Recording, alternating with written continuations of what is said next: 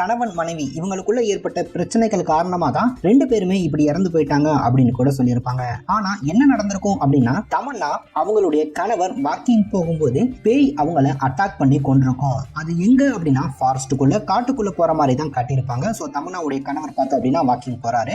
அவரை பார்த்தோம் அப்படின்னா பேய் தான் அட்டாக் பண்ணும். அந்த பேய் அட்டாக் பண்ணக்கூடிய அந்த கை நோட் பண்ணோம் அப்படின்னா கிட்டத்தட்ட ப்ளூ கலர்ல இருக்கும். அதே மாதிரி அரண்மனை போஸ்டர்ல அரண்மனை அப்படின்ற அந்த இன்னுக்கு பார்த்தோம் அப்படின்னா ப்ளூ கலர்ல தான் அந்த புள்ளி அப்படின்றத வச்சிருப்பாங்க.